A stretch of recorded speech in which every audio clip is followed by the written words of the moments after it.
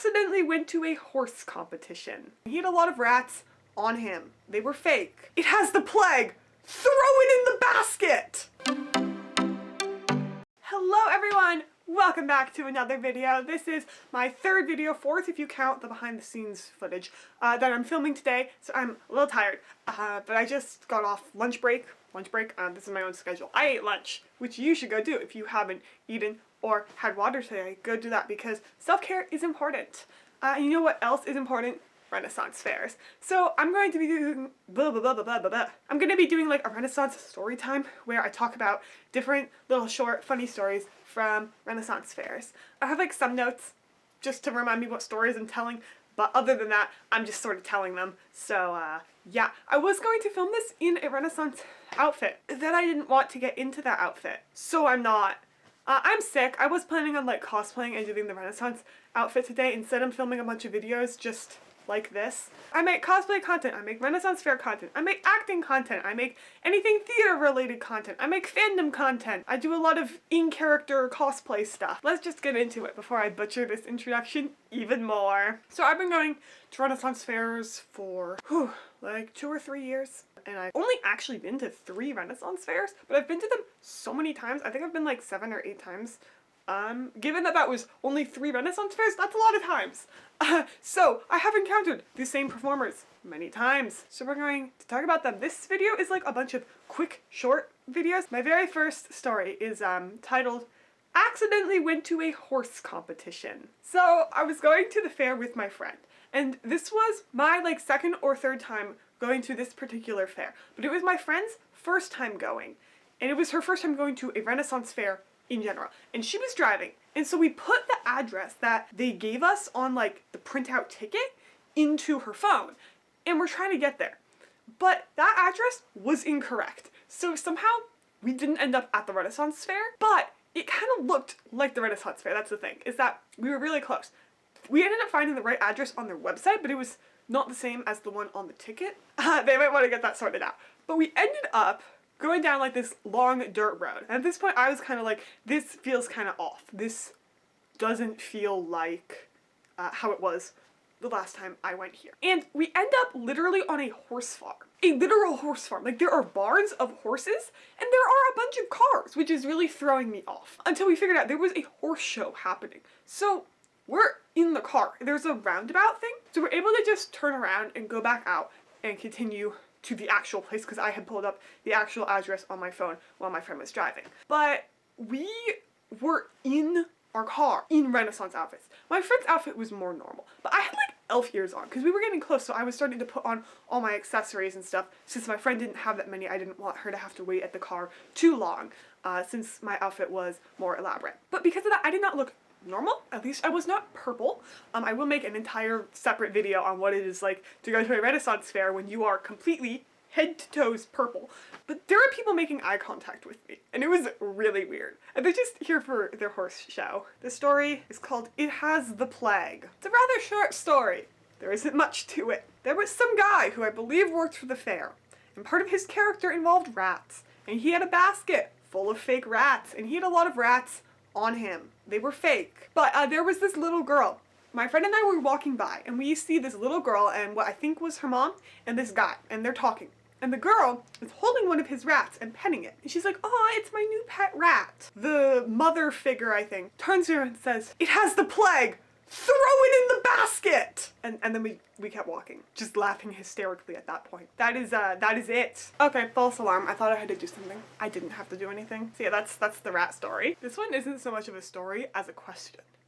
Why are there always My Hero Academia cosplayers at Renaissance fairs? Can someone explain? I have not seen My Hero Academia, but to my knowledge, it doesn't have anything to do with Renaissance fairs. Now, I understand the people who go to Renaissance fairs often also go to Comic-Cons. But what is it about My Hero Academia cosplayers? Teenage cosplayers, teenage girls cosplaying My Hero Academia characters in groups. Like, it's never just one of them. It's always 2 or 3 of them. At like every Renaissance fair that I go to. This one is called Almost Sold My Teeth for a Tail. That is what happened. I think I'll just leave it at that. No, I will explain. This was the day that I went to the Renaissance Fair Purple, which I am saving all of their stories for a video all about what is it like to go to the Renaissance Fair purple. But this didn't have to do with purple, this had to do with my fake fangs. Y'all know like those fake tails that I guess they come from the idea of having like actual animal tails as like prizes from hunting, but they're fake. So my friend wanted to buy one of those to put on like the side of her belt to look like, you know, she had like won it hunting or something, but it was fake. Just saying, because I don't actually agree with using animals in your clothing, but it was fake. And she asked how much it was, and the lady was like, oh, it's like such and such dollars, but we also accept teeth. And we all start laughing hysterically, because just before this, I had been struggling to eat because of my fangs. And one of my friends kind of points at me, and I'm like, yeah, I could do that. I could give you my teeth. She said, no, sorry, it has to be a full set of teeth. I was like, okay, well, I can't do that.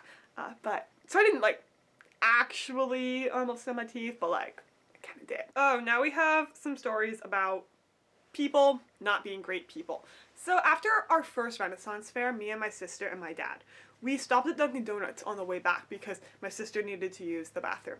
And we were in Renaissance outfits. So we go into a Dunkin Donuts shop, and my dad orders coffee so that my sister can use the bathroom. And I decided like, oh, well, you know, we're gonna have to go home. I might as well go use the bathroom also. So I walk in like after she does. I'm way more Renaissance than my sister.